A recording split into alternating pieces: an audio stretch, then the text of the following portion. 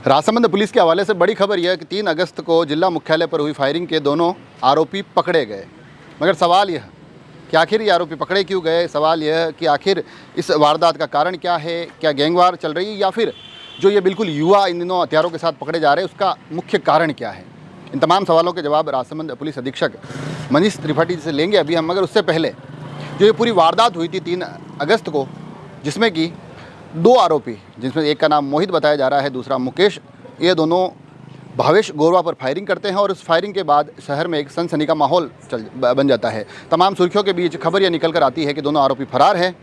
भावेश गोरवा द्वारा पुलिस में शिकायत दर्ज करवाई जाती है और उसके बाद ही पुलिस अलग अलग टीमों के साथ उन आरोपियों की धरपकड़ में लग जाती है। अभी आरोपी पकड़े गए हैं। बताया जा रहा है कि हरिद्वार के पास रुड़की में ये दोनों आरोपी पकड़े गए हैं। अलग अलग जो टीमें गई थी उन टीमों के तमाम नाम बताऊंगा मैं आपको, इस पूरी कार्रवाई कैसे हुई वो बताऊंगा। मगर उससे पहले सुनिए आखिर इस पूरे प्रकरण पर राजसमंद पुलिस अधीक्षक मनीष त्रिपाठी क्या कुछ कहते हैं। विगत दिनों 3 अगस्त को एक थाना काकरोली क्षेत्र में एक भरे हुए बाजार में एक फायरिंग की घटना हुई थी, जिसमें कुछ लोगों द्वारा एक व्यक्ति के ऊपर फायरिंग की गई थी। इस फायरिंग की अनुसंधान के दौरान जब हमने थाना काकरोली ने इस जिम्मेदारी को निभाते हुए अपनी अलग अलग टीमों का हमने गठन किया और लगभग 7 टीमों ने अलग अलग विषयों पर काम किया, तो हमने ये पाया कि यहाँ पर 2 प्रकार के ग्रुप डेवलप हो गए हैं और उनकी आपसी राइवलरी के चलते ही है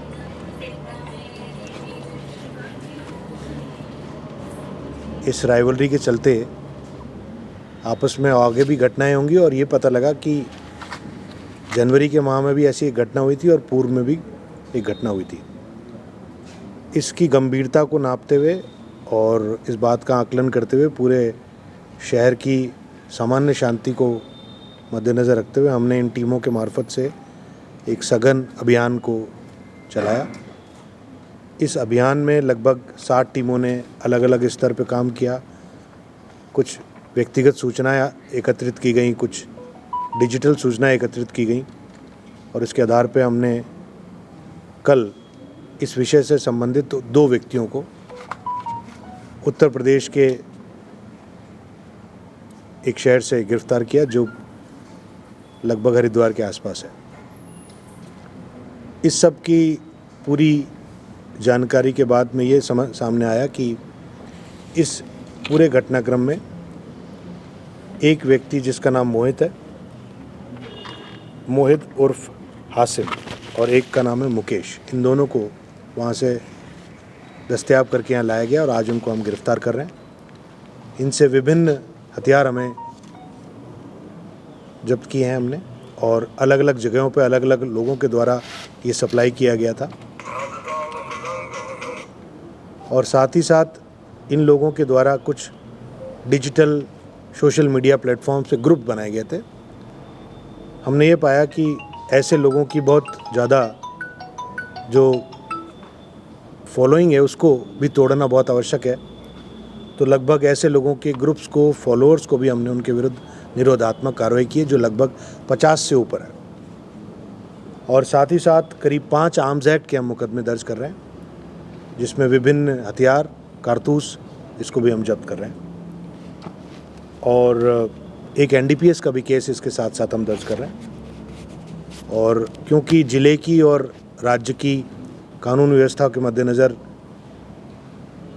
राजसमंद पुलिस ने एक टीम एफर्ट को ध्यान में रखते हुए वृत्ताधिकारी विवेक सिंह और SHO हनुमंत सिंह और DST इंचार्ज केसाराम के नेतृत्व में विभिन्न टीमों ने सघन प्रयास करके और उनके साथ में लगभग 40 लोगों ने अलग अलग टीमों के रूप में काम किया और एक अच्छा परिणाम हमें देखने को मिला है, जिसमें हम इनको आज अरेस्ट कर रहे हैं। और मैं उम्मीद करूंगा कि आने वाले दिनों में भी हम इनसे रिलेटेड कहां से ये हथियार ला रहे हैं, नारकोटिक्स ला रहे हैं, कहां शरण पा रहे हैं, कौन इनके फॉलोअर्स हैं, इस प्रक्रिया को हम बिल्कुल जड़ से समूल नाश करने के लिए कटिबद्ध हैं।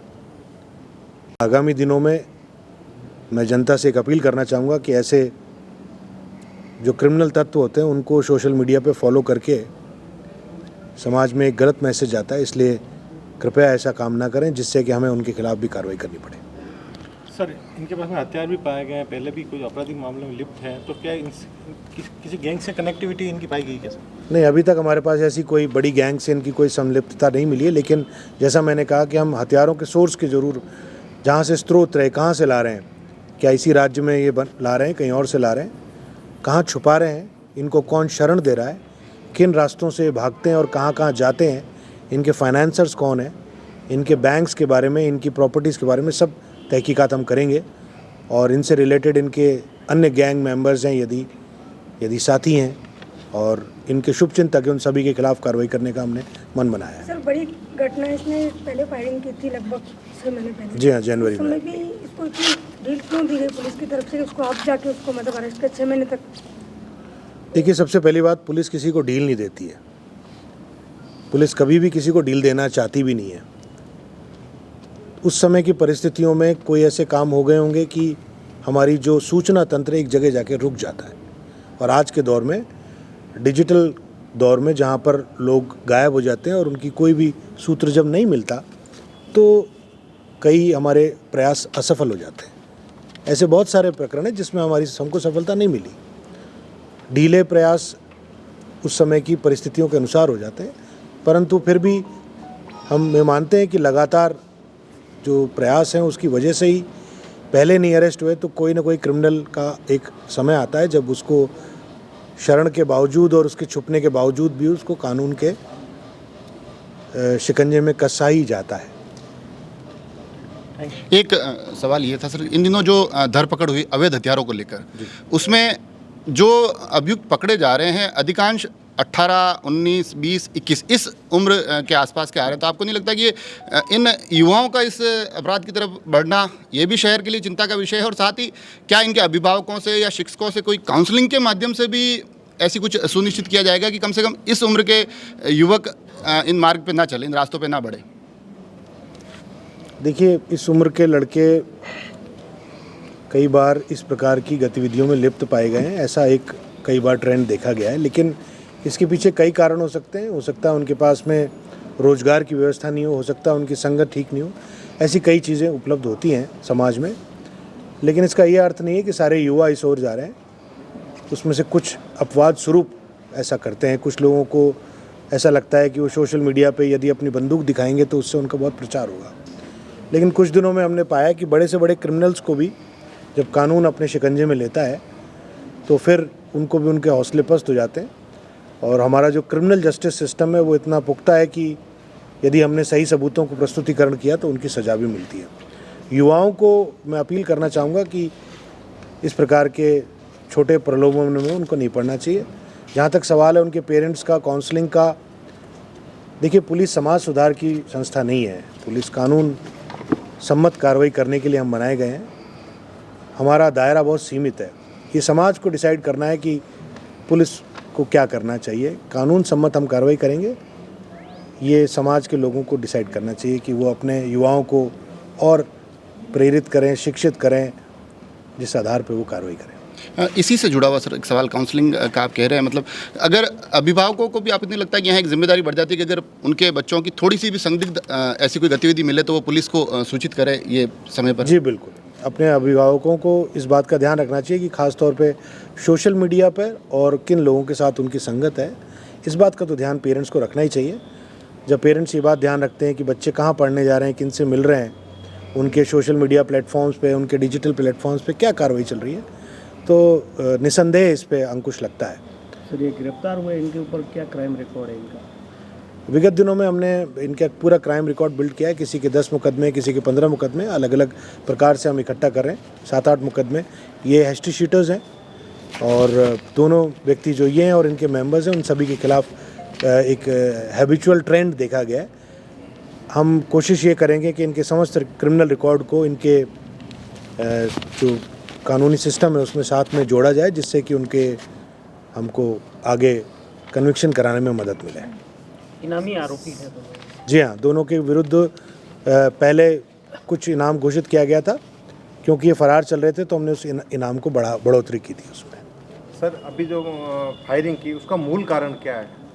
देखिए, ये तो अनुसंधान का विषय है। हम ये जानना चाहते हैं कि कारण क्या है। ज़रूर इसके अंदर कोई ना कोई ऐसी बात रही होगी, वरना ये भी तो हो सकता था कि फायरिंग में किसी को आहत करते, और ये भी हो सकता है कि वो बच गए हों। इस पूरे अनुसंधान की गहन जांच के बाद ही इस बात को तय कर पाएंगे कि किसी भी रंजिश का कारण क्या रहा। ये घटना कानून के दायरे को तोड़ते हुए बाहर की गई, इसकी कारण की जांच की जाएगी। अभी हम ये कहने में अभी सक्षम नहीं है। तो देखा आपने, सफलता बड़ी है, मगर इसमें कई अलग अलग टीमें थी, कई चेहरे थे, वो सभी भी आप तक पहुंचाऊंगा। परंतु जो घटनाक्रम हुआ वो भी बड़ा ही दिलचस्प है, किस प्रकार से अपराधियों तक रुड़की पुलिस पहुंचती है। तो इसको लेकर जो ये पूरी घटना हुई 3 अगस्त को, राजसमंद पुलिस अधीक्षक बड़ी गंभीरता के साथ उस पूरे मामले का संज्ञान लेते हैं और उनके मार्ग निर्देशन में राजसमंद एडिशनल एसपी महेंद्र पारिक एवं राजसमंद डीवाईएसपी विवेक सिंह राव के निर्देशन में अपराधों की रोकथाम और धरपकड़ का एक बड़ा सघन अभियान चलाया जाता है, जिसके तहत न केवल सोशल मीडिया पर इन अपराधियों को फॉलो करने वाले लोगों को पकड़ा जाता है, बल्कि अवैध हथियारों को लेकर काफ़ी गंभीर राजसमंद पुलिस दिखाई देती है। मगर साथ ही कांकरोली थाना पुलिस, राजनगर थाना पुलिस, डीएसटी, साइबर सेल के अलग अलग टीमें बनाकर भी अपराधियों तक पहुंचने की तमाम कवायदें जारी रहती हैं। अलग अलग टीमें बनाई जाती है। टीमें 10 अगस्त को यहाँ से निकलती है, 11 अगस्त और को अलग अलग जगह दबिश देने के बाद 12 अगस्त को रुड़की हरिद्वार से उनको पकड़कर लेकर आ जाती है। खबर यह है 11 की शाम तक वो पकड़े गए थे, 12 को राजसमंद पहुँच जाते हैं। तो ये जो अलग अलग टीमें भी लग रही थी, उनके भी नाम आप तक पहुँचाऊँ। साथ ही आपको बताऊँ कि इस पूरे मामले में 7 मुकदमे दर्ज किए गए हैं, जिसमें 2 अवैध पिस्तौल, 5 धारदार हथियार और 1 एनडीपीएस का मामला है। मगर जो टीमें थी, जिसमें कि मुख्य जो बड़े अधिकारी थे, वरिष्ठ अधिकारियों के साथ साथ कांकरोली थाना पुलिस की भी एक अहम इसमें भागीदारी रही। कांकरोली थाना अधिकारी हनुमंत सिंह सोडा और उनके साथ उनके साथ है ना, उनके साथ श्री केसाराम उप निरीक्षक डीएसटी टीम, साइबर टीम से पवन सिंह सहायक उप निरीक्षक, उसके बाद हेड कांस्टेबल शंभू प्रताप सिंह, उसके बाद कांस्टेबल नरेंद्र वसीटा, राजेंद्र सिंह, सुरेंद्र सिंह, इंद्रचंद चोयल, रामकरण, अरविंद, नगेश और थाना कांकरोली व डीएसटी साइबर सेल की अलग अलग टीमों के माध्यम से ये पूरा मामला इस अपराधियों तक पहुंचने में पुलिस सफल रही। अब देखने वाली बात होगी कि आगे की पूछताछ के मामले साथ बाद क्या मामले निकलते हैं और क्या कुछ यहाँ से तथ्य निकलते हैं। राजसमंद में जो बढ़ता अपराध है उस पर अब कितनी रोकथाम लगाने में राजसमंद पुलिस सफल होती है, इस पर भी हमारी नज़र बनी रहेगी। जुड़े रहे राजसमंद एक्सप्रेस से। धन्यवाद।